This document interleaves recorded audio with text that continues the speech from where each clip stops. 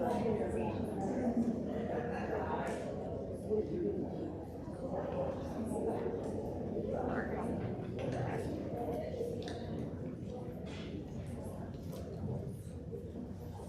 friends. My name is Nicole Lesnick, and I am president of Berea PTA Council.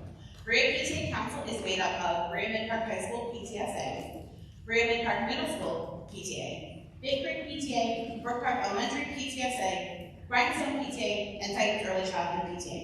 We work within our communities to achieve the PTA mission. And what is the PTA mission, you may ask? Well, the PTA's mission is to make every child's potential a reality by engaging and empowering families and communities to advocate for all children. We invite you to join any or all of our PTAs and to help us be mission-focused and to create a relevant resource for our Berea City School District families.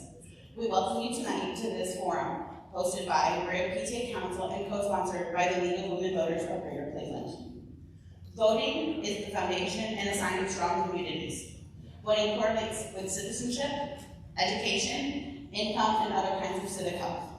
It takes an active and engaged public like everyone here tonight in attendance to ensure broad representation and public officials that are responsive to community concerns. Berea PTA Council would like to thank all of you for coming out tonight and helping us to grow a strong community. We want to throw some extra special thanks out tonight to our high school friends. Very nice. We have our, thank you for those spirit fingers. We have some friends from the Speech and Debate Club here tonight, as well as our Titans Pride execs helping us to welcome you all to their schools. Thank you guys so much for being here tonight and for taking some of the load off of us. We are excited to present to you the 7 candidates running for school board. All 7 candidates will be answering the same questions tonight that were curated from submissions from Berea City School District students. We started asking for submissions in late August, and we were able to compile them and then from ones that made the, that would give us the broadest answers and help you all with informing your decisions.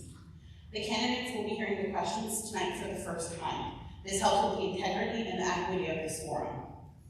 There will not be questions from the audience that you can come up and say tonight, but afterwards you have an opportunity to talk with the candidates. Please treat people with kindness tonight as they are answering the questions. This is a nonpartisan event, and we ask the audience to respectfully refrain from excessive exuberance and brouhaha for or against any particular candidate. The broadest definition of the school board's role is that it acts as the governance team for the school district. It is important that a board serves as a positive and responsible liaison between the school district and the community. School board members need to be strong district ambassadors to the community and work hard to build public support and understanding of public education.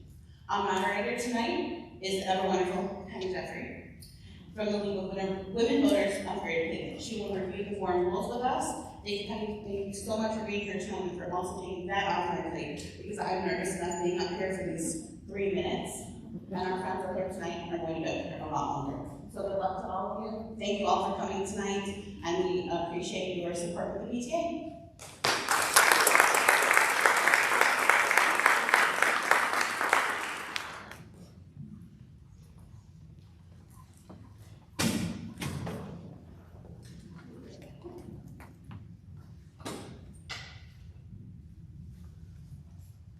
Thank you, Nicole. The rules are very difficult. The candidates will each get a 3-minute opening speech time. And then we're going to go in alphabetical order. So Ms. Chapman will be first, and Ms. Zerby will be last. But when it comes at the end, they have a minute at the end to sum up. So we'll start in a minute and we'll work this way. And I will try to mix up who answers the question first, so it's not always the same person. They have the 3 minutes for their opening statement. They have 2 minutes apiece to answer questions, and then they'll have a minute at the end. And as Nicole said, you can talk to them afterwards if you have your own questions that didn't come up tonight. These questions were submitted by, as she said, by students, but we're not going to get into questions yet. I will say that these questions will be timed and the introductions will be timed, The timers will alert the candidates when they have 30 seconds left and when it's time to stop. And the candidates can finish a sentence, but not start a new paragraph. All right, so I'll start with Ms. Chapman with the opening speech. Good evening. Thank you to the PTA Council and the League of Women Voters for presenting this forum this evening. My parents came to this country in 1965 because they wanted a better life for their children, away from the tyranny of a communist regime. They wanted their children to be free thinkers, to get a good education, to have more than they did. Isn't that what we all want? It's what my husband and I wanted for our children, which is why we chose to buy a house in Berea, specifically because of the schools.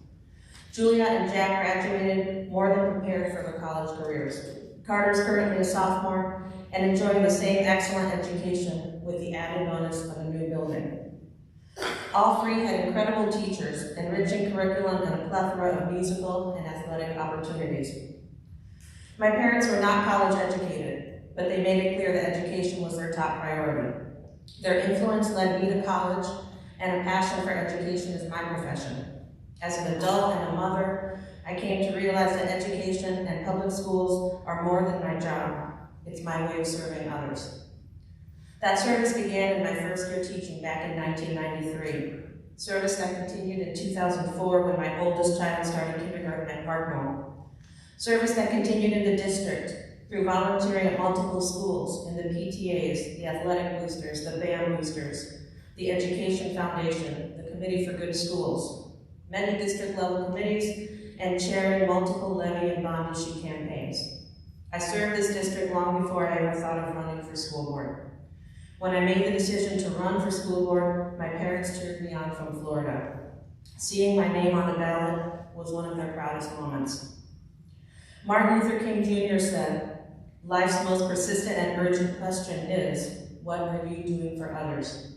I've had the privilege of serving others in the community I love as a board member since 2014. I've served with integrity and fulfilled my oath. I want to continue serving because there's still important work to be done. I came on right when the district consolidation had happened, just in time to start building Titan spirit and working towards building new schools. Now the district's needs and goals have shifted, but my passion and commitment remains. The district's vision is a diverse community dedicated to inspiring lives of character, learning, leadership, and service. I can help us further that vision and help our children succeed in school and in life. Thank you.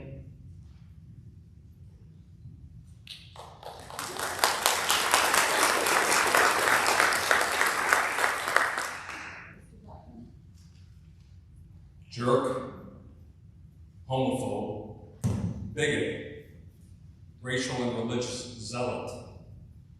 These are just some of the ways I've been described this past year by a few members of this community, and those are just the PG-rated names. All because I have different beliefs and viewpoints than they do. And I'm willing to publicly oppose and vote against certain policies that I don't feel are in the best interests of the families of this school district. In the spring of this year, soon after I spoke in opposition concerning my beliefs about gender, I received a phone call from the Cleveland Metro Parks detective. I have zero evidence that these are related events, but the detectives had suspicions.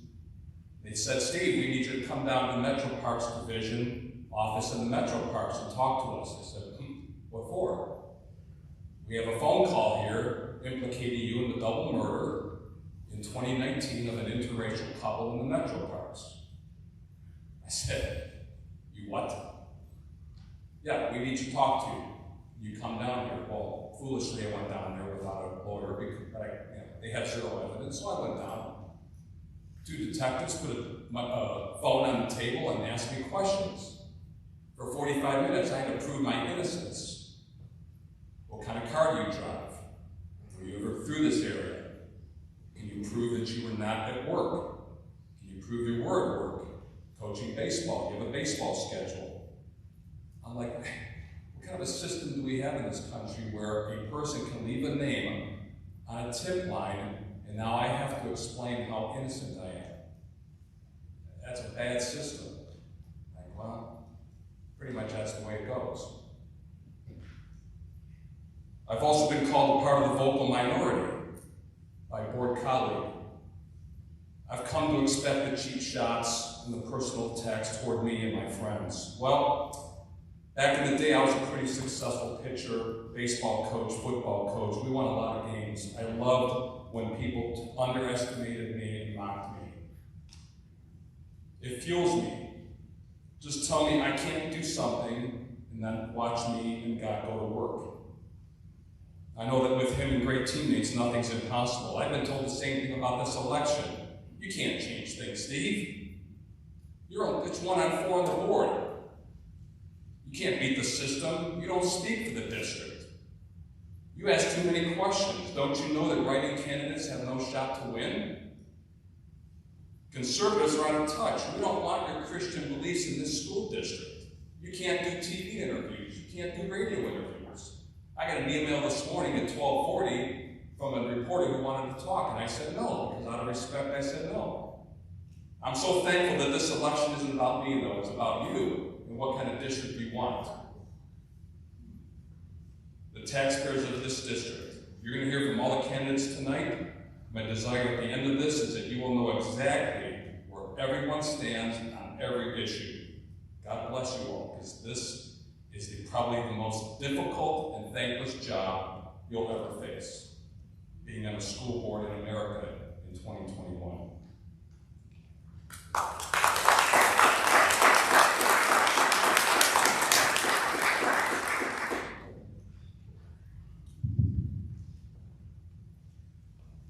Hello. I think I'll probably cut it a little short to give some of my time to Steve there.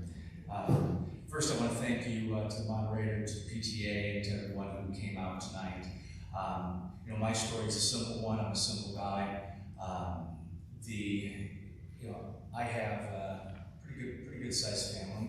My wife and I, Sarah, we live in Middleburg Heights. We have a blended family with 7 kids. 4 girls and 3 boys, and we are really concerned with the district, with the success of the district. We have a huge vested interest. I've had children go through public schools. I myself went through a public school. We have seen the parochial side as well. A couple of kids have gone through Padua. Actually, one just finishing up this year.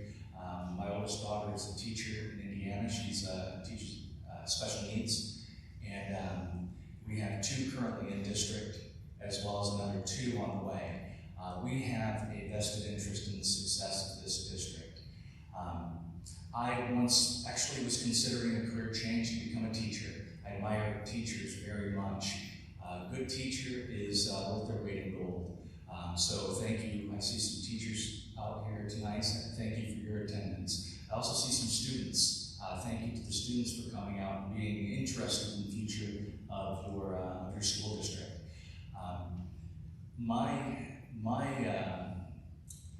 My concern here is really, and I think Steve mentioned one of the things, is that there are a number of us within the community that feel like they don't have a voice. And I'm here today as a write-in candidate to be a voice for those within the community, to advocate for them for if I should be elected on the school board. Thank you.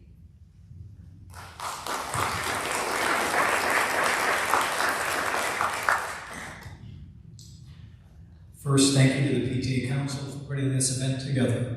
My name is Richard Mack. I was born and raised in Independence and graduated from high school in 1977.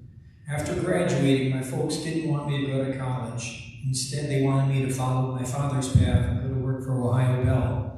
I saw then, as I see now, that the path to success in the previous generation may not be the path that will lead to success in future generations. Instead, I worked my way through Tri-C and Cleveland State. It was at Cleveland State that I met my wife, Shelley, who, like me, was also majoring in special education. Her intelligence, kindness, and commitment to help those in need shone brightly. We've been married now for 39 years. 37 years ago, we bought a little bungalow in the district, and we're still there. Our 2 children grew up there. I went from coaching my children in rec leagues and CYO volleyball to coaching the district's children in cross-country and track. In 2018, I completely retired from the district to care for my granddaughter after she was born. I was hired by the district in March of 1982.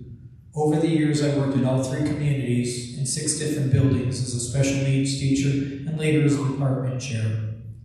During my many years in the district, many changes occurred.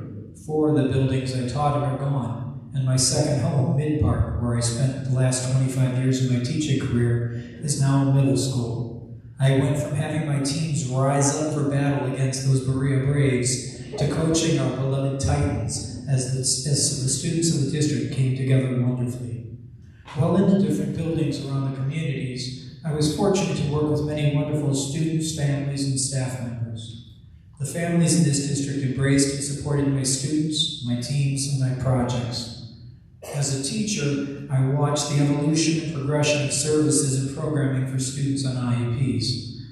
When asked by a principal to create a holiday fundraiser to help families in need, the Turkey Trot was born, raising over $32,000. When students and staff asked me about my visits to El Salvador and how they could participate, the Berea Mid-Park Solidarity Group was born. Our students and staff traveled to El Salvador 7 years in a row to build 6 homes and a school stage, as well as developing a better understanding of the struggles in the developing world. As a coach, I strive to develop the entire person, not just the athlete, and seeing my former student athletes succeeding as adults brings me great joy. I owe a great deal to the Berea schools. Not only did they hire me, but they inspired me to be more and to serve more. I believe one of the best ways to serve is by listening and engaging our students, our staff, and our residents in meaningful dialogue, hearing what folks have to say. If elected, I plan on being an accessible and visible member, listening to and serving our school district. Thank you.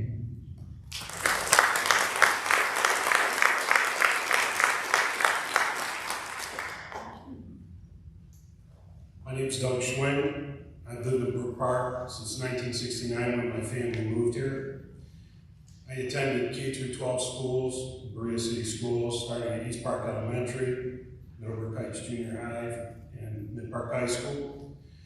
After high school, I attended ETI Technical College, where I earned a degree in electronic engineering technology, and I was valedictorian in my class. My first job after college was working for a small company that made audio equipment for TV stations. And I soon learned that I got a lot of satisfaction from working with my hands and building things. And so my father encouraged me to sign up for an apprenticeship with an electrician's local in Cleveland, and he was a member. And so I've been a member. I've served my apprenticeship, which was a 5-year apprenticeship. It's a combination of going to school and also on-the-job training, where the journeymen you work with are basically your teachers. So I had a lot of different teachers. And after my apprenticeship, I worked in a bunch of different capacities as an electrician on jobs, general foreman, steward, and I eventually ended up being offered a position working in the office of an electrical contractor as an estimator and project manager, and I've been doing that for about 12 years now. My responsibilities as a project manager, I manage multi-million-dollar projects, I create budgets, I manage budgets, I create schedules, and I also negotiate and write contracts. My civic involvement, I was PTA at Brookfield Elementary, where my daughter attended, Ford Middle School PTA. I coached in Brook Park, girls basketball and girls softball. And my wife and I, Therese, have been married for 27 years. Our daughter, Andrea, is 2019 graduate of Berea Mid-Park High School. She currently attends the University of Akron. The reason I'm running is I started watching some of the board meetings, and mostly online, and I was asking my computer monitor questions. And I think that I bring a different perspective to the board because of my career path. The majority of the people sitting on this stage are teachers and have a teaching background. And I think my background will complement their educational backgrounds for some more of the organizational type responsibilities of the board. Thank you.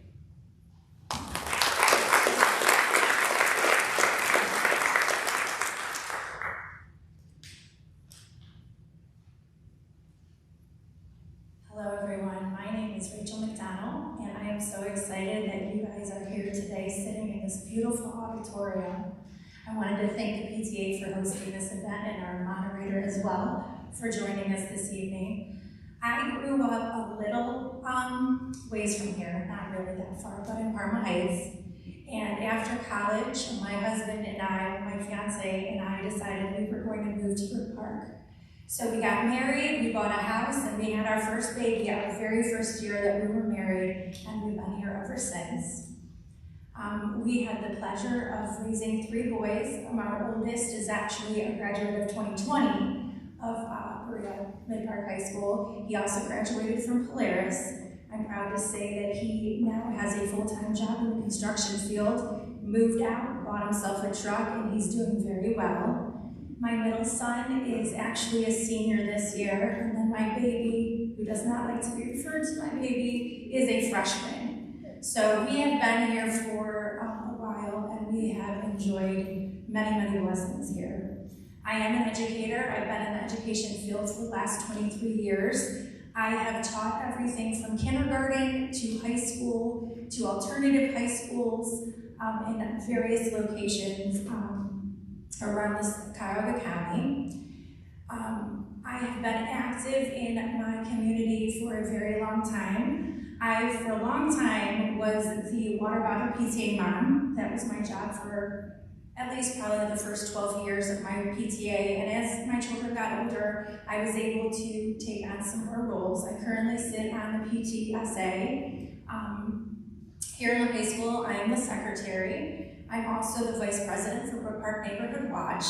I have been the paperwork coach for Tri-City Soccer. I actually do tutoring for our 7th and 8th grade football, study tables, and try to keep as busy as I can. I guess the reason why I'm here, and I'm hoping that I get this point across this tonight, is that the reason I'm here is that I think a lot of us on this panel, or the people that are running, are here because we want to make sure that our community has a voice. I too sat in front of the TV watching some of the board meetings, asking questions myself, talking to my neighbors, talking to my fellow PTA members, and I'm hoping that I can be that voice for the people who have not been heard. Thank you.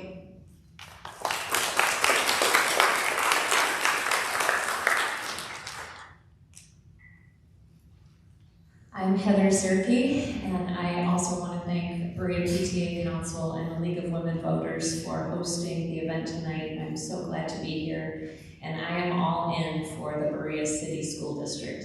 I've lived in Berea for 16 years. I live with my husband, Chris, and we have 2 kids who are enrolled in the district. I have a 12-year-old at the middle school, and my 9th grader walks into this beautiful building every weekday.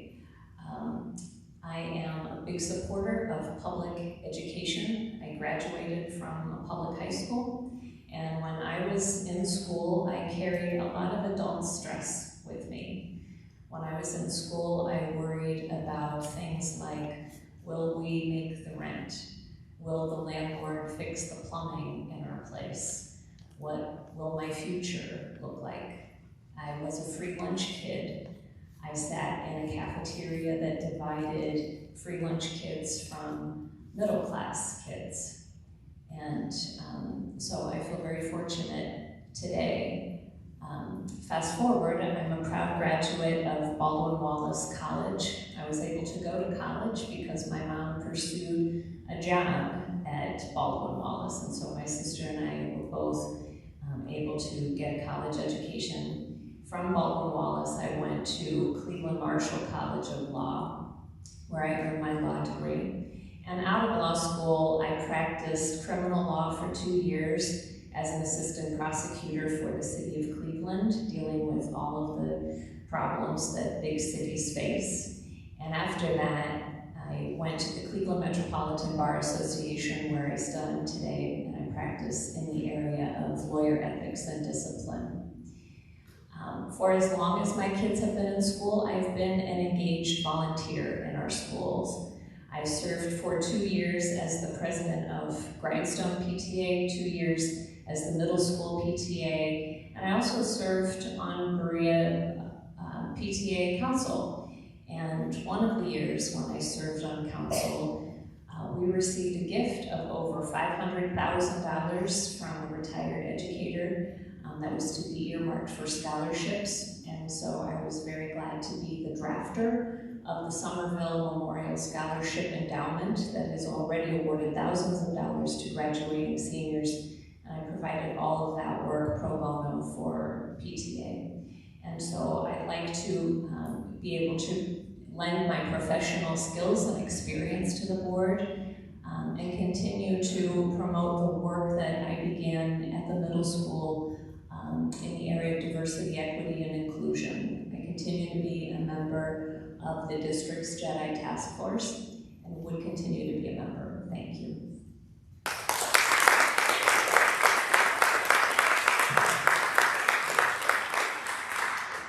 All right, this question will start with Mr. Dockman. What is your vision for education in this community?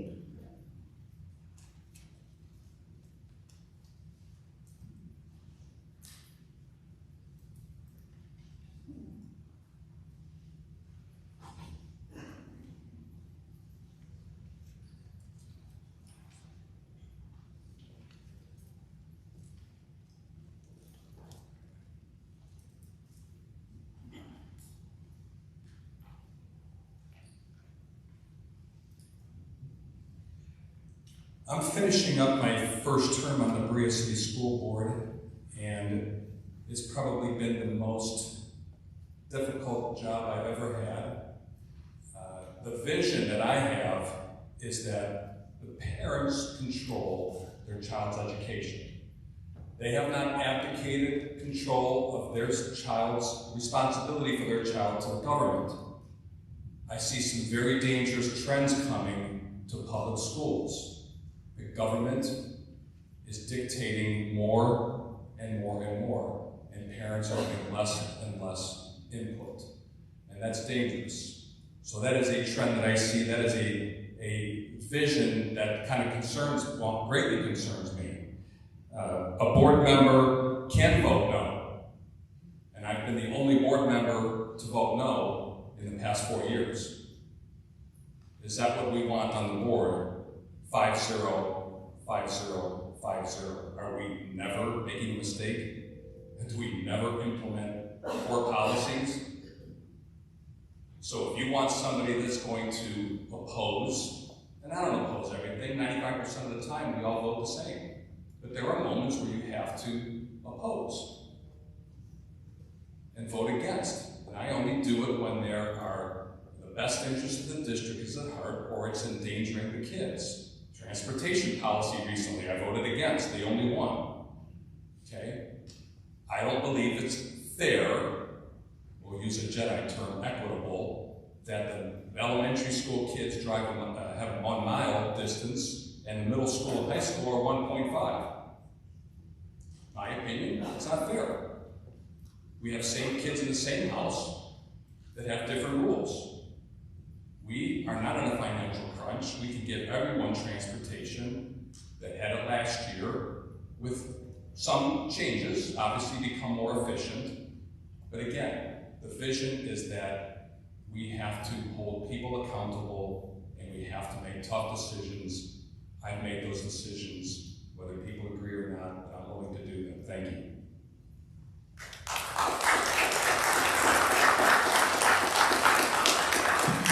In the interest of time, we ask that you don't applaud or boo, or to make any other response to the various answers. Thank you.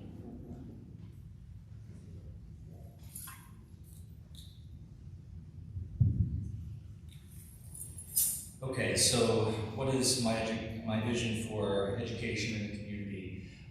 So I'll start with one of my concerns, is that is the Ohio State report card for the district, which shows a D for achievement as well as for preparedness after high school.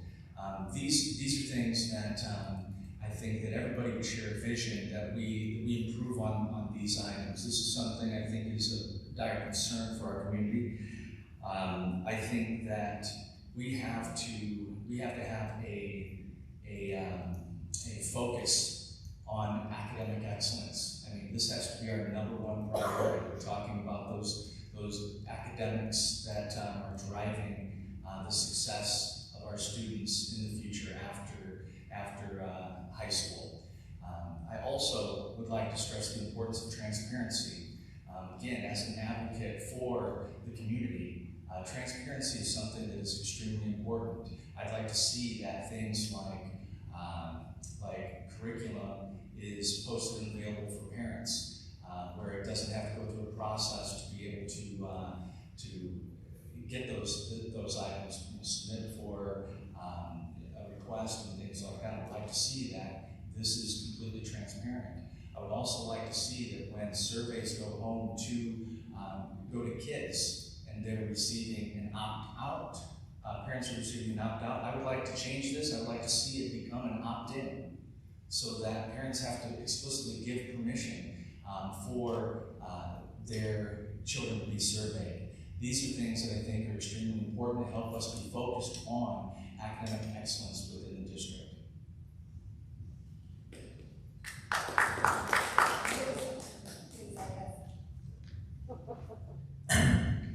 Okay, my vision is kind of a broad range vision, I guess. In working in the district for many years, I know in our special needs program we've served that population very well. I think with the gifted and higher end we've served very well. I think where we struggle is in that middle portion, and I know looking at some information, 35% of our population is on free and reduced lunch. I know we face some challenges with very affordable housing, that we have a wide range of people, and I think my hope would be that we could really target that middle ground, that area, do thorough assessments, figure out where which students need what help, and then pump massive amounts of remediation in. So regardless of where a student is on that continuum, we can elevate their performance so they have options when they get to the high school level.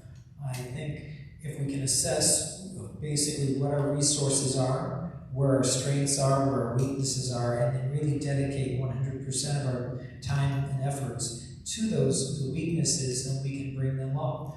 I think we need to involve not only asking for donations from different community groups and different companies, but I think their time and their talents. We have a wide variety of really expert retired folks around. That student who may want to go into electrical whatever, become an electrician or become a machinist, to be able to spend some quality time shadowing, I think would be very wise. Not realizing that not all jobs require a college degree, but require technical training. Create a path for those people so they can see that as an option, and jobs with dignity that will allow them to go on and live in our communities again and continue as it used to be in the past, where people would graduate and settle here and continue on perpetuating the goodness that was the Berea City School District. Thank you.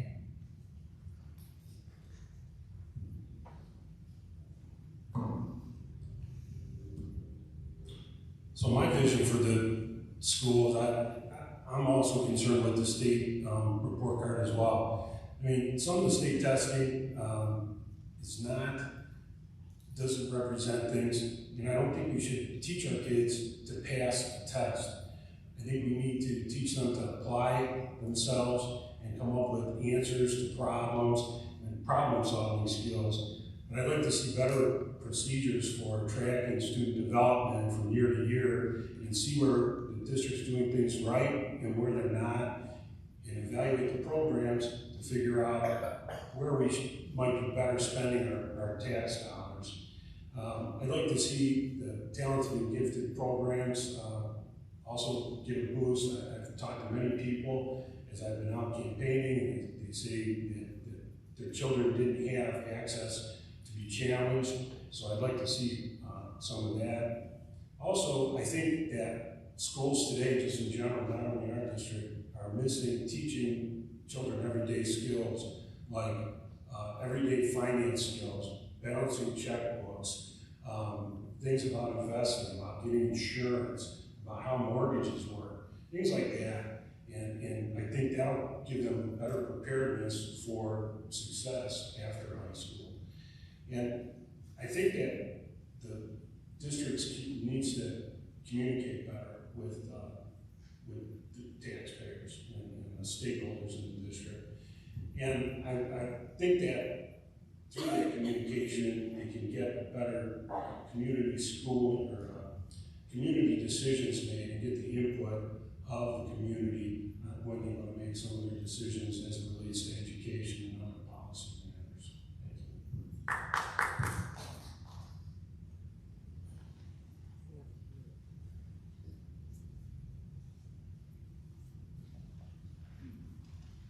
So, my vision for our community is that I sincerely hope that our students continue to feel safe within our schools, that we continue moving towards the direction of using people first language. I hope that we continue growing in our educational quality so that we are providing different opportunities for students. A one-size-all approach is not what we need in the 21st century in education.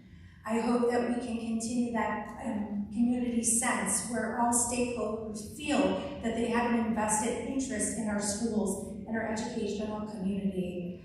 I'm hoping that all people feel like they have a voice, and either if your voice is the majority or the minority, we are developing skills where we can compromise, knowing that our students are the reason why we are here. This is why we do what we do. We want the best for our students so that when they grow and leave and go off on their own, they are as successful as possible and they become productive citizens. I think that I hope our vision includes strong communication between stakeholders and parents and schools. I sometimes forget how much jargon is used in the educational world, and when I'm having a conversation with my husband, he's like, Rachel, I don't know what you're talking about. So taking a step back and making sure that all of the people in our community have those data tools so they can look at the data and crunch numbers and see what we're really doing well and what we need to continue to improve. Thank you.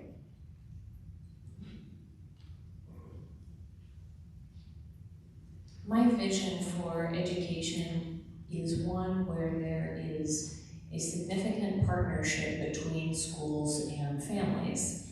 And so if I'm elected to the Board of Education, an important focus for me would be to promote family engagement within the schools. We know that students perform better when parents are engaged in their students' learning, that grades improve, that test scores improve, and these are the kinds of things that would help to elevate us as a district. Family engagement, I see, is really the key to strengthening our schools. I appreciated so much that the high school put out in a newsletter a list of questions from teachers that teachers say they wish that parents would ask during parent-teacher conferences. And I thought that it was a nice sort of coaching tip for parents on how to just get more involved in their kids' learning. Family-school partnership includes encouraging participation in those conferences, initiating and maintaining two-way communication, teaching parents really how to receive feedback and how to respond to it about your kids' learning, and just basic advocacy skills. I think that the parents in our district really care a lot, and some of them maybe don't know how to plug in, and I'd really like to help with that. And I see all of this, family engagement is really central. It's connected to the work that we're doing in the area of DEI. If we have students that come to school and just don't feel part of the school community, it's really difficult for them to be successful. And so we have to meet the kids right where they are and help them address whatever needs they're facing so that they can be as successful as possible.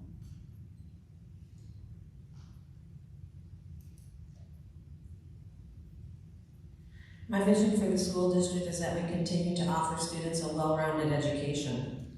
We already have an incredible partnership with Polaris where students can learn technical skills and earn career credentials before graduation. We have a rich history of talented students who make up our arts program, and we offer them many classes and opportunities to shine. Our College Credit Plus program offers students the opportunity to earn college credit, as does our AP program, which currently has 472 students enrolled, a number that has grown by 94% since 2019. Programs such as AVID, Realizing Your Potential, Connections, and Titans Academy are there for students who need extra support. We offer over 75 clubs district-wide for students to learn about all sorts of things and meet people with similar interests. Our athletic program offers 29 high school sports and 11 middle school sports. But along with all these great programs, there are also some areas for growth. First, the equity audit that was presented to the board on Monday night revealed that we have a disproportionate number of students of color underrepresented in our advanced level classes and graduating with honors. It also showed that our students of color and economically disadvantaged students are receiving more in and out of school suspensions. Both of these items are ones that the district needs to look at and get to the root causes of and make a plan for improvement. Another area for growth is addressing the COVID learning lag. Our students haven't had a normal school year since 2018 to 19. That's 3 years of education interrupted. Students in kindergarten, first, and second grade have never had a regular school year. Our seniors haven't had one since their freshman year.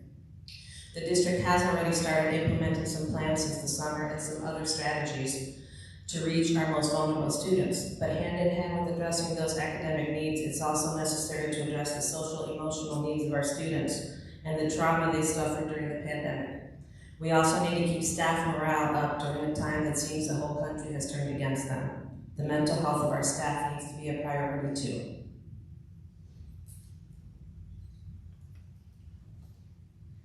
All right, the second question, I think a lot of you have already answered the second question, but it gives you a chance to expand. And we'll start with Mr. Gabbard. Why are you running for the Board of Education? If elected, what will be your priorities?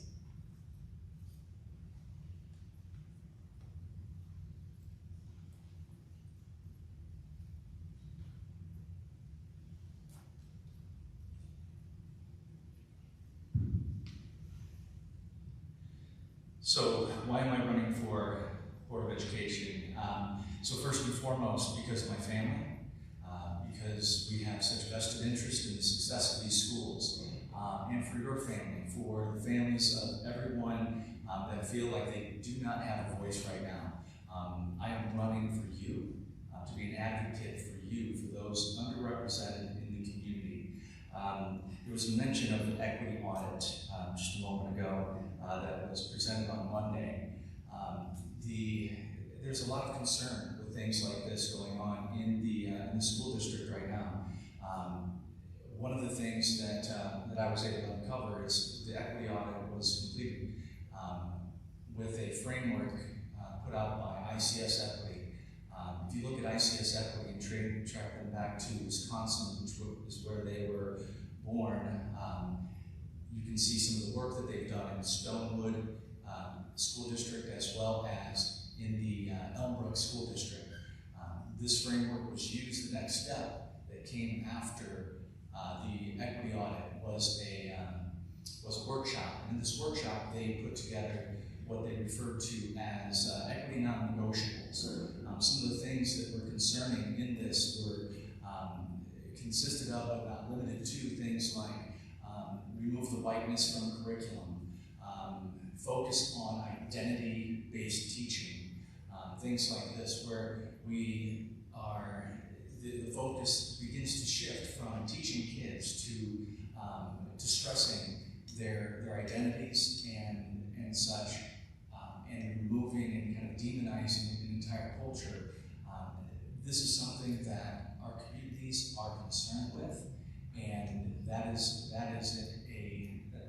big item for me, to be, again, an advocate for those in our community. Thank you. Okay, why I'm running, first of all, as I stated in my introduction, I love the Berea City School District, having taught and been involved in it for 39 years, living in the community for 37 years. I believe in the people of the community. Our little neighborhood on Wallace Drive, little kind of John Mellencamp's little pink houses, all these little bungalows. We're now in our third or fourth wave of families going through. So, my kids grew up there, another wave, and now there are 7 and 8 year olds riding bikes. Good families, hard-working families, and I want to represent them. The old people, which now I'm one of, living on the street, and a few of the other neighbors who have been there for nearly 40 years. You want to continue to represent them and the property values. We face many challenges, but I really am a kind of a pragmatic optimist. I believe we can write a fantastic tale of how to succeed in spite of changes that the state legislature may throw, which really kind of work against us. And in regard to other challenges that we face, there are always going to be challenges, but I believe in the people, I believe in the staff, and I believe in the community. My priorities basically is, again, I want to assess the resources we have, identify our strengths, identify our weaknesses, and see what we can do now. Develop strategic planning, looking at the community and the growth trends, etc., for the next 5, 10, 25 years. By planning for those years, hopefully we can avoid a lot of the pitfalls that may occur in any major crises. So basically, I want to continue to serve, and that is why I'm running. Thank you.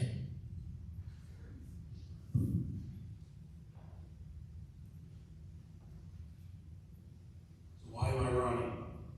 I want to make our schools the best they can be. I would think everybody up there wants the same thing. But I think maybe some of us have different ideas on how we accomplish this. And I think it's accomplished by providing every opportunity possible to the students. And whether it's preparing them to enter the skilled trades or whether it's getting ready to go to college, we need to stay focused on what really matters, and that's a quality education for our kids.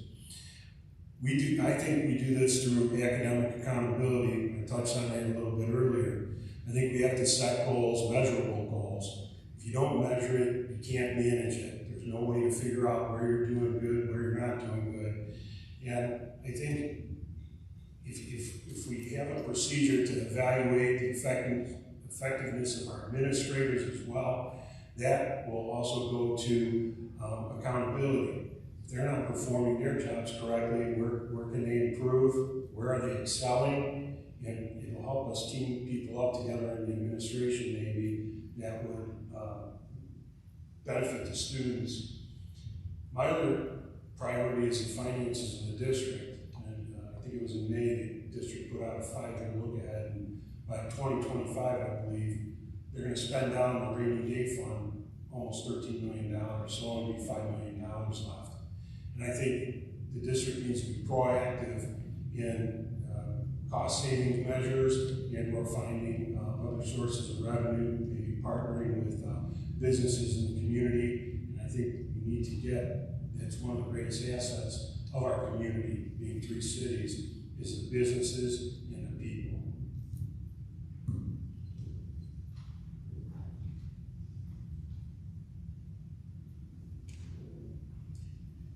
So I feel the main reason why I decided to run for school board was that I wanted to be an active part to ensure that our parents, community, and stakeholders become active members of our student system, our educational system. One of the priorities that I think is important is that we need to make sure that communication is consistent, that all parents in our district have the tools to support their students, that they feel comfortable asking questions and working together as a team for the best interest of their child. I think a priority that is becoming more and more important is making sure that all people within the community understand how public school systems work, how to be data crunchers, how to really investigate value added, and all of those different formulas that the state and the federal mandates are bringing down on us that sometimes don't necessarily show what's actually going on. I think one of my main priorities, though, however, is to serve as a non-partial voice to make sure that we are doing what's in the best interest for our students, community, and our district. When I moved into our neighborhood, my husband and I were the young people in our street. And so we grew up, and our kids grew up kind of together. And now we're the old people on our street. And I would really like our community and our school systems to be known to young families coming in that this is a place that you can invest in, put your roots down, grow your family, and that they will be able to be productive people.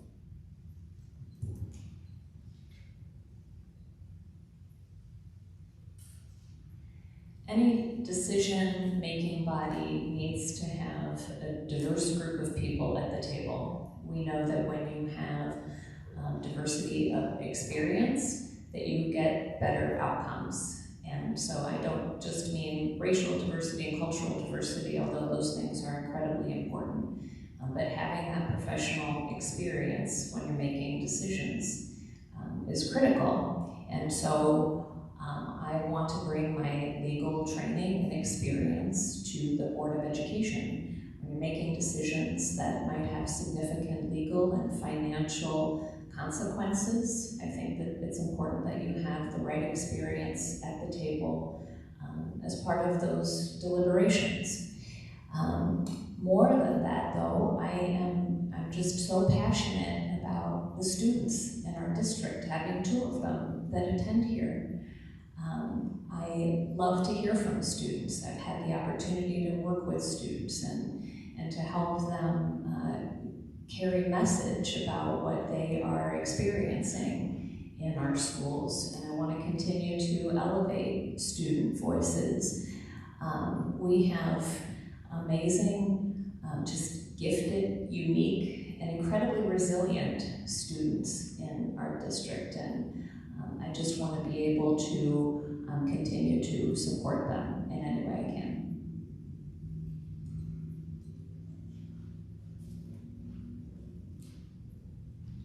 I'm running for re-election because I've dedicated my adult life to service as an educator, a school and community volunteer, and school board member. I care about children, their well-rounded education, their physical, social, emotional, and mental health, and their futures. Education is a top priority in mine and my family's life. Through my volunteer work, I've learned the importance of advocating for those who can't do so for themselves, our children. I feel that my experience as a teacher is a huge asset as I can see things from many perspectives. As a staff member, a parent, a community member, and a board member. I feel that I am objective and honest, trustworthy, loyal, supportive, a good listener, flexible, willing to compromise, accessible, and a team player. As a board member since 2014, I've been recognized as a master board member and am a recipient of the Award of Achievement from the Ohio School Boards Association. I've represented the district through workshops I presented at state and national conventions. I've given selflessly of my time to serve this community. I attend events, I do my homework, I attend training, I read, I ask questions, and most importantly, I listen. To hear people say that I don't care about kids or their education because of their perception of how I feel about mask wearing or because of a vote on a transportation policy is unfair and just plain wrong. We need to keep our eye on the ball and focus on the big picture, which is a school district of 5,700 children and 720 staff. We need to get back to trusting our educators, those we entrust our children to for 7 hours a day. We need to get back to having conversations where both sides are listening and willing to compromise for the sake of who we represent, our children. Why am I running for board? To be your voice. I hear talk about we need more diverse groups at the table. Totally agree. I hear that students of color are underrepresented in honors classes. Right on. You know what would help? is how about we have a black principal and assistant principal in the district? We have 0. I mean, we talk a great game. Why don't we just prove it? Why don't we put it in practice? I'm calling for more hires of black and brown individuals as principals and assistant principals so kids can see that they can get there. What incentive do they have? Why should they take honors classes if they see, I don't have a shot to get there anyway? It's all about messaging. I want to get back to basics. I want to get away from divisive agendas like CRT and comprehensive sex education and social emotional learning. They sound great, but until you start studying, okay, if you want to know where CRT, I hear CRT is not in our district, stop afterward and I'll prove it to you. I don't know if I'll have time to do it tonight, okay? I have evidence that if not here, it wants to be here, and people want it here. America is about individual equality, not group equity. Our state and federal constitution recognizes our individuality and gives us the same rights under the law. Equal opportunity is not the same as an equal outcome. The goal is equal protection, the right to rise and fall. We shouldn't blame the lack of success on race or gender or income. It really bothers me when I hear the excuse that we can't raise our test scores because we have a lot of poverty. I don't accept that. In fact, we heard Monday night our poverty rate has decreased 8.5%. The economic disadvantage decreased 8.5%, yet our scores keep dropping. I'm tired of the excuses. Who's going to hold people accountable? Morality centers on individual accountability. Intergenerational debt or guilt that makes successors responsible for their ancestors is fundamentally immoral. America is not inherently racist, nor was it founded due to the desire to be a racist Mr. Joshua, your time is up.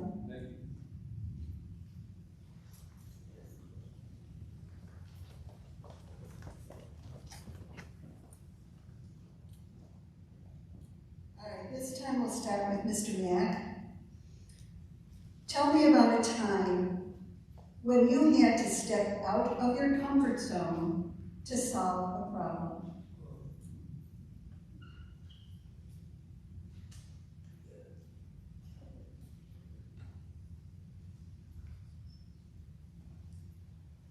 Okay. I think in working in special education, and from the kind of early part of special education throughout, it is a series of problem-solving situations. When I first started teaching, we had small group classes. The developmentally handicapped kids were in one room, the learning disability students were in the room next door, and the behavior kids were next door. We had 3 different teachers teaching sometimes the exact same thing. And so working on utilizing our resources best, moving from that model to a cross-categorical model, integrating the students who used to go to the county into the public schools and figuring out ways to train both the regular education staff and then the other student body, parts of the student body to accept and understand that this is a good thing, problem solving. Dealing with the administration, there was one meeting I remember vividly where it was the hearing impaired girl was coming back to the district. Our first totally deaf girl, cochlear implants, etc. And the school that she was coming from, the middle school, there was the feeling that what the parents were asking for was way too much. Sitting in that meeting, knowing that my job as a special needs department head was to serve the need of both the building and the student, was a tough one because I knew I had to go against what the administration perhaps sought, but I thought it was in the best interest of the students. So being able to take a look, to listen to all sides, to really weigh things out and talk. What makes sense, what's doable, what can we do today, what can we do tomorrow, what can we work on in the future. That has been kind of the story of special education in my history. Thank you.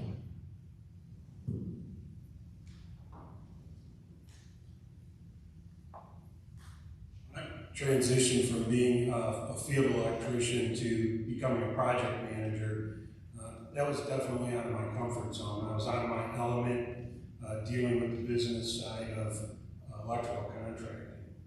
And so sitting in meetings and scheduling and committing to schedules, negotiating change orders, talking about money. I was always concerned that I was going to make some kind of a mistake and I'd get fired. So over time, something my boss at the time told me was, he said, 95% of the time, you'll make the right decision. He said, I'll live with the other 5% if you have a good reason why you made the decision you made. And I think that type of thinking, and over time I've learned to stay cool under pressure and be able to inspire a shared vision with people, in meetings, and customers, that I think I can do the same thing if I'm elected to the school board.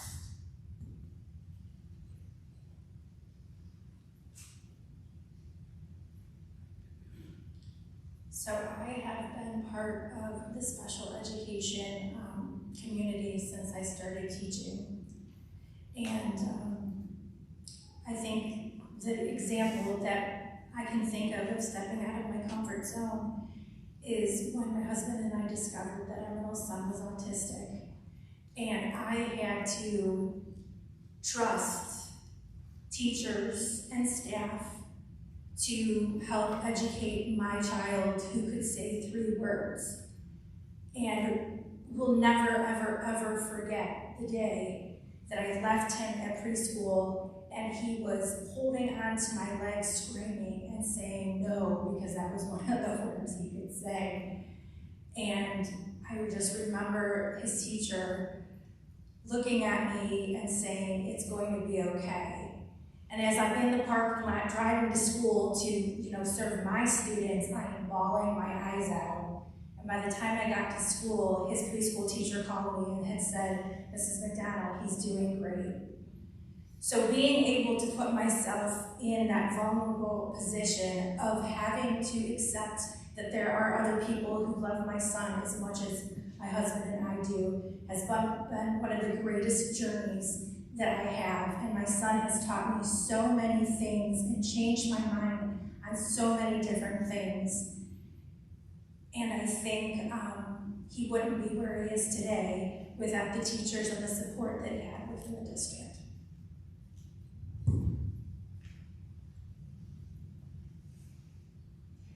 In the wake of the killing of George Floyd, I think that many of us felt helpless and wanted to do something. If we didn't already know that we had issues in our country, they were totally amplified by what happened on that day.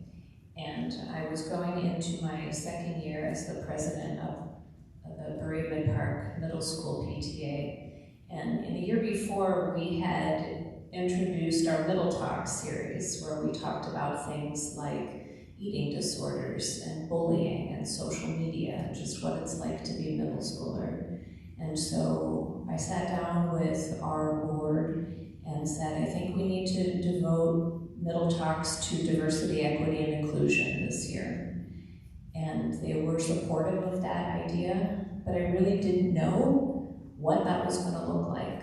I'm not trained in facilitating DEI programming, and so I started to use my network, and I reached out to a professional facilitator who connected me with somebody in our community who helped us and who participated in the programs with us. And we not only hosted programs on race and on multicultural students, but we also talked about things like special education and equity in our schools. And we had powerful conversations. We listened to each other, we learned from each other, and I'm not sure, I can't measure how much we moved the needle, how far we moved the needle, but I think that for the people that participated in those conversations, that hearts and minds were changed.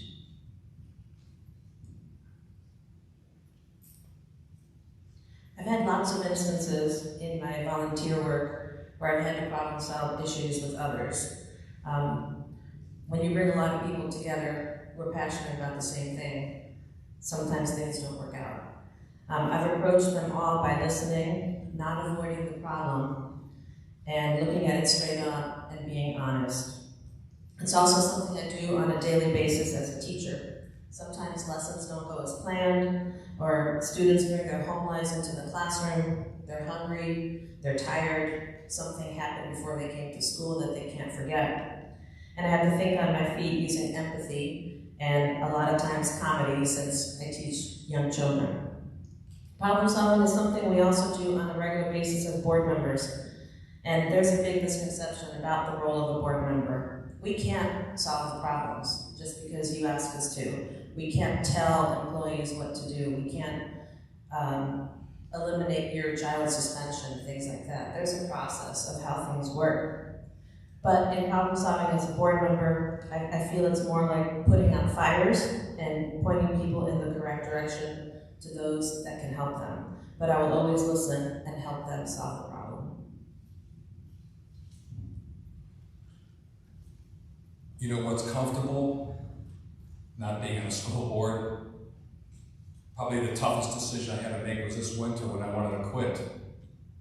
I just told my wife, in fact, I said, I'm done. I'm tired of being the only person opposing certain things. I'm tired of the slander, the name calling. How many kids do we have here today? Students, how many students? Raise your hand, okay? I know what you mean about bullying, because adults do it, okay? It's sad, but that's what you face when you're willing to take a stand. You can disagree with me or not, but I'll take a stand if I believe it's not safe for the kids and it's not in the best interest of the school district. That's uncomfortable. Everybody wants to be liked. I get it. I heard a football coach once say, if I want to be liked, I'll buy a dog. Okay? I got enough friends. I'm comfortable in my skin. I'm going to be 62 tomorrow. All right? So, I'm comfortable. I can be secure in my position. You may not agree with me, and that's fine. That's what's great about America. I don't wear this stuff by accident. This is on purpose, okay? I believe in this country, but you're given nothing. I believe you must work for everything you get. We give a wrong message to our kids when we tell them we're going to make things right. We're going to give you things to make it equitable. We're just going to give. No, you're going to work for it. You have to earn your way in this country. That's how this country was built. I love America. I hate what I see that's coming because everybody's got their hand out, okay? Everybody wants something from no, that's not how the country operates, and that's not how our school should operate. Thank you. Whew, that's rather bleak. I'm just doing it for the money.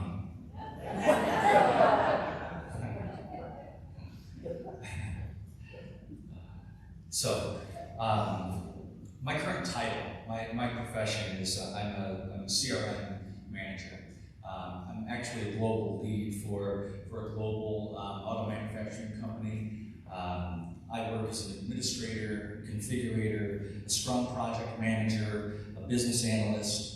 All day I'm developing requirements for a global solution that positively impacts people all over Canada, Mexico, all of Europe.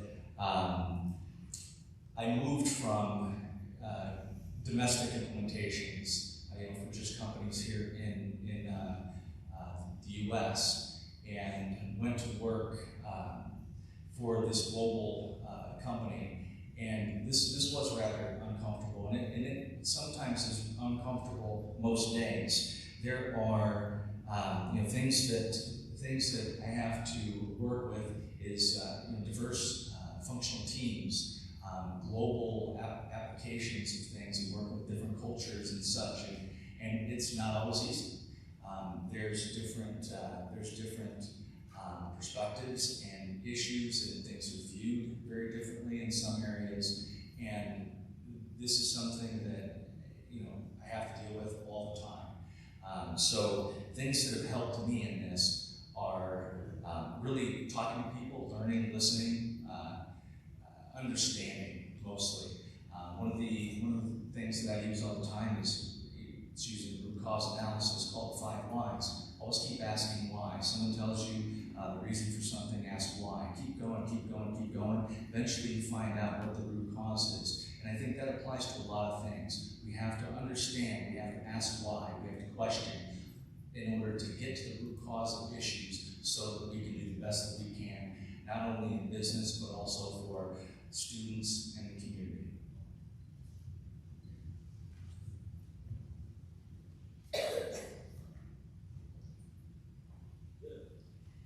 All right, this is the last question coming up. And we'll start with Ms. McDonald. What differentiates you from the other candidates and/or board members? Sure. What differentiates you from the other candidates and/or board members? That's a good question. So I think one of the things that differentiates me from a lot of people is that I work in a field of education and I have children who are in the field of education. I have devoted my life to being a person who gives back to the community. I served as parent mentor for Berea City for 5 years, where I had the pleasure of bridging that gap between the community and parents in teaching families about special education, their rights. And 3 years later, even though I'm at a new alternative high school with a new group of people and challenges and lovely, lovely world that I live in, I still get emails and phone calls and messages from our community asking me, going over things, making sure that they're doing everything for their children. I have devoted my entire professional world to students. I have several master's degrees in education. I hold my behavior certification. I come with a ability to be able to not put my personal beliefs in front of the greater good. And I think that is going to be one of my strongest qualities that I will use.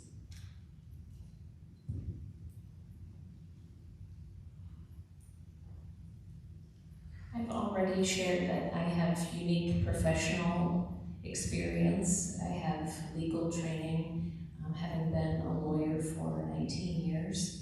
And in that time, I have learned how to communicate very effectively with all different kinds of people, from pro se litigants to judges at the highest level of the courts in Ohio. And being an effective communicator is essential to someone that will serve on the school board. I'm known in the district. I have worked with a number of parents and with administrators and teachers over the years, and I believe that people know that they can trust me, that I follow through on my commitments, that I'm reliable, and I think that that is a great strength that I will bring to the board. I'm also a very good listener, and I have experience convening groups of people, diverse groups of people, when we need input, and we know that as a board member, seeking community feedback is essential before you make important decisions. And so convening listening groups might be part of the strategy and surveys. But I think that people who know me just know that I'm available and that I'm responsive. And I think that would make me a very good addition to the board.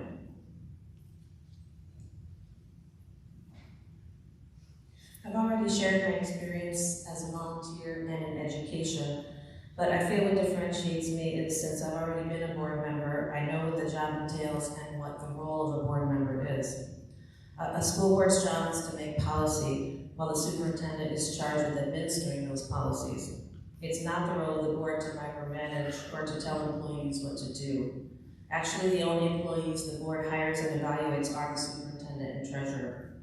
School boards do things such as determine school facility needs and make plans accordingly, as we have very often the last several years, approve negotiated contracts with our unions, approve purchases of materials necessary for teaching and learning like computers and technology and textbooks.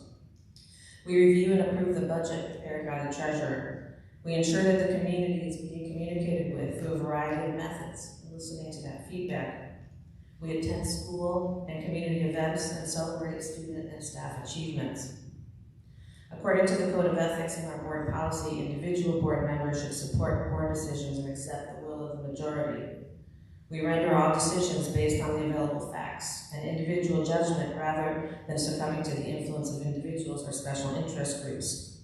We don't criticize school employees in public or place the interest of one group or community above the interest of the entire district. And to me, the most important part of being a board member is to be the biggest supporter and cheerleader of the district and not work against it.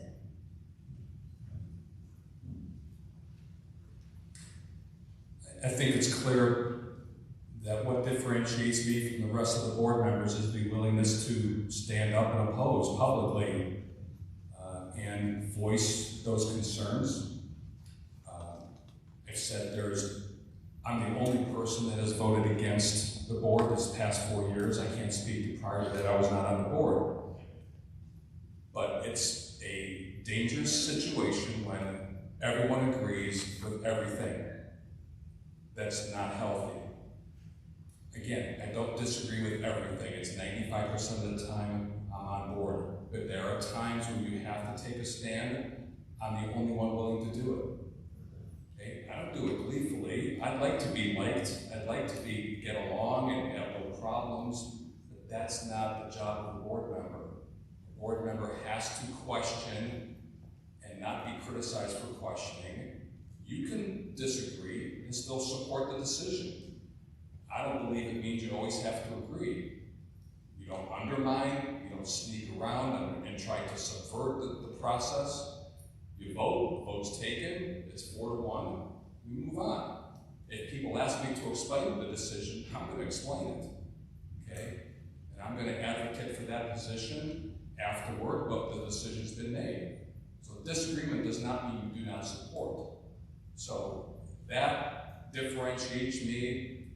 It's not comfortable, but again, we're not here to be liked. We have very, very difficult decisions to make, and I'm willing to go against the flow, but the things that I see coming are very concerning to me, and I would just appreciate people's support for the alternate voice. Doesn't make me right all the time. I'm not perfect, but I do have a viewpoint that needs to be heard. Thank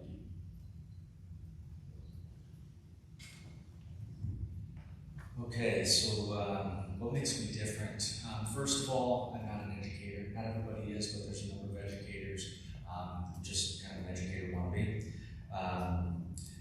And I'm not out simply to serve out of the goodness of my heart. I know that probably sounds cruel, and it probably makes everybody up here a better person than me, but I'm in it for selfish reasons. I have kids in this district. I have more kids coming through this district. I have friends and family that have a vested interest in the success of this school, and I see problems that need to be fixed. We need to ensure things like that our diversity consultants are not exploiting our what's called marginalized kids for political purposes. We need sustainable COVID policies that we can keep kids safe while not having to enforce mask mandates. We need to improve our school scorecard, better achievement, better preparedness for our students. We need ultimately to have and foster a culture of pride and achievement here in our district.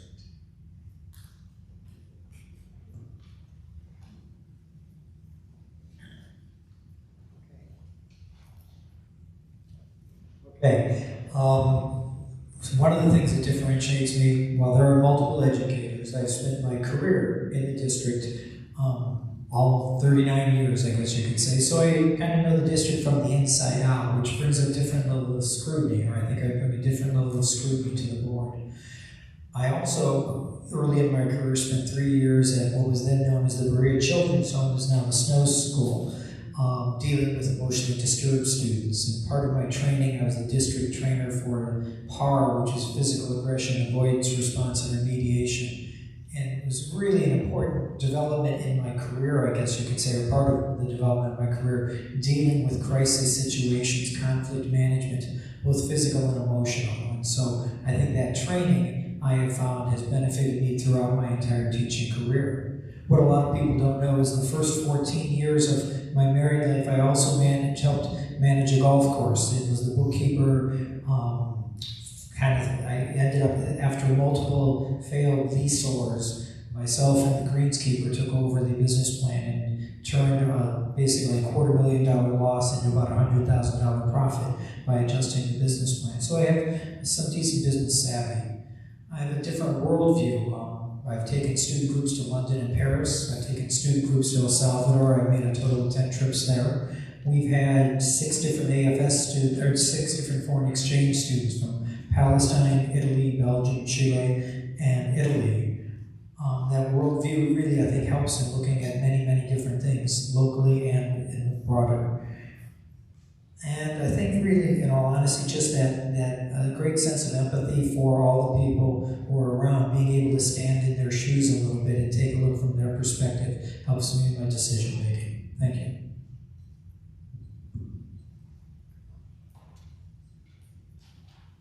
So what differentiates me? I'm 6'3", so I think I'd be taller than anybody on the board. So, seriously, my career path is a lot different than a lot of people that are up here and the people that are currently on the board. And I think that my project management experience specifically, one of the things I want to try and bring is my knowledge of finances and budgets and things, which I think I deal with probably more than the rest of the board members. So I think I bring a different perspective in that regard. Again, like I said, I think I'll compliment the educators that are on the board because they have such a good foundation in the education portion of it. So more of the administrative aspect is where I'm hoping to make my biggest contribution. I also think that I bring a lot of objectivity to it. I can see both sides. I'm a little bit centered in some of my thoughts, and I'm always willing to listen. And I think that's something that definitely is a needed quality to be on the board. And I'm empathetic, and I have a lot of enthusiasm. I'm really excited to participate. Also, I'm a member of the Civil Service Commission for the City of Brook Park, currently the chairman. And I think that's something else that differentiates me, understanding some of the parts that go with the civil service, which also has to do with some parts of the schools and the employees of the schools. And I think I can lend a lot of insight as that goes, and also with working with people that participate in labor agreements. I have over 32 years of experience with that. Thank you. Now we'll do the 1-minute conclusion statement, and we'll work backwards. We won't circle around. We'll work backwards, so we'll start with Ms. Zerke, and then Ms. McConnell, etc. Thank you.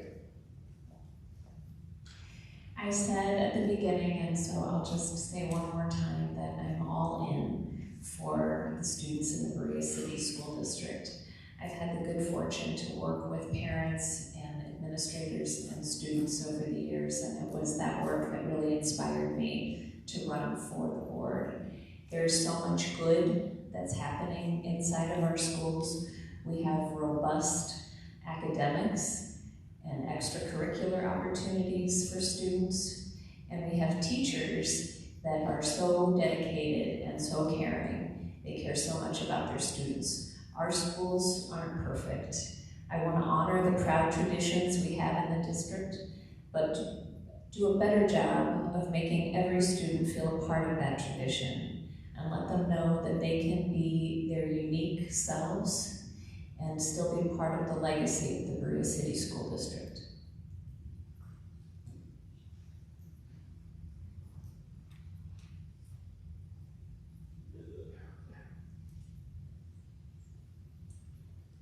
It's been a long day, guys. I think what I want to say is that when this is all over and whoever is elected, I hope that we have the stakeholders and the community and the parents stay as active and stay as questioning as they have these last couple months, because we can't have complacency and grow and move forward, and our students deserve better than that. I want people to remember that I'm an active listener and I put people first.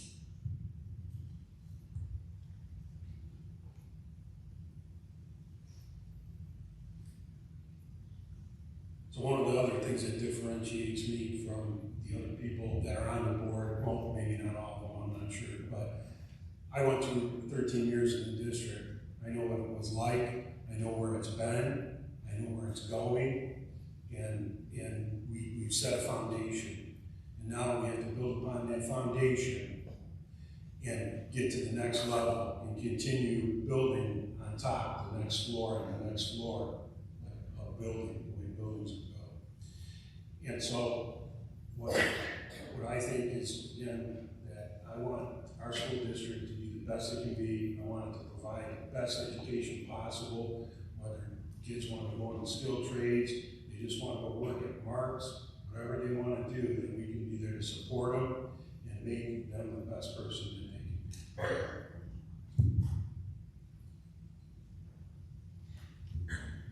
Okay, once again, I want to thank the PTA Council for arranging this event. After 39 years of being closely associated with the Berea City Schools, I still have a deep desire to serve. I believe my experiences in the classroom, on its many committees, as a coach, and as an active community member provide me with some unique insights that can be of benefit at being on the Board of Education. As a teacher and a coach, I always try to bring a sense of calm and thoughtfulness to every situation. In these times of great noise, I believe the calm, understanding approach, one that values listening, kindness, and integrity, provides our district with the greatest opportunity to move forward to deal with the challenges ahead. I'll try to be that calm, steady voice in all situations. I hope you'll consider voting for me on November 2nd. Thank you.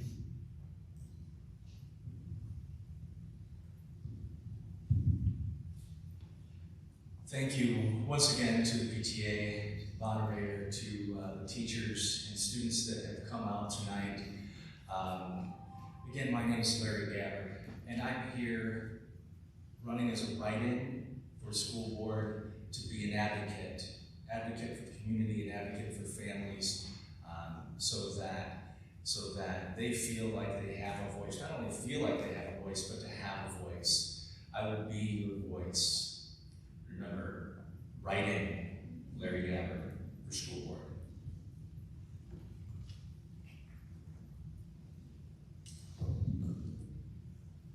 As a proud member of the vocal minority, here's what we don't want.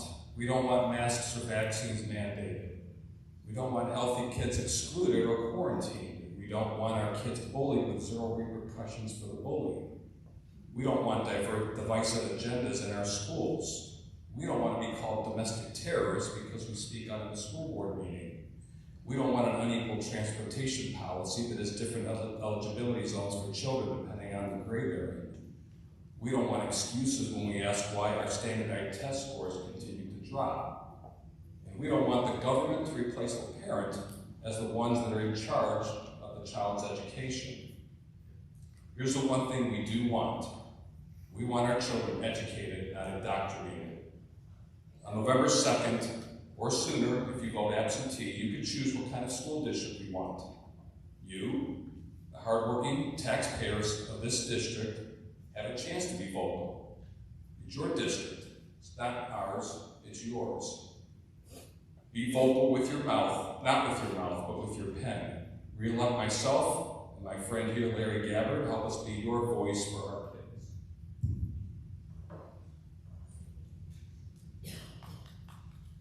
In In our country's current climate, it's hard to be on the school board.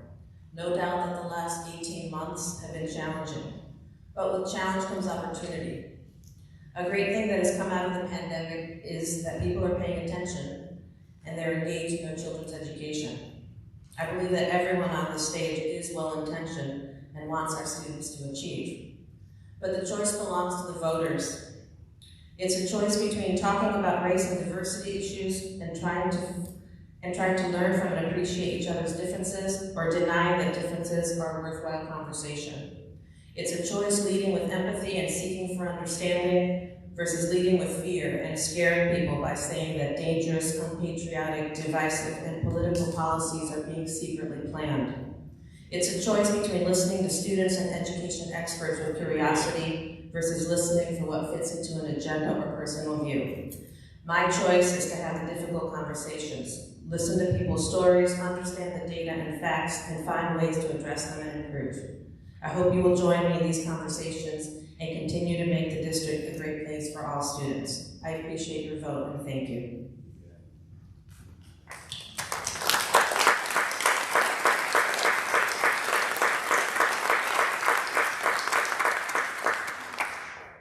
Thank you. I want to thank all the candidates for their cooperation and giving us honest answers. Before you leave, I hope you will all pick up one of these. Vote411.org. It's an online voter guide.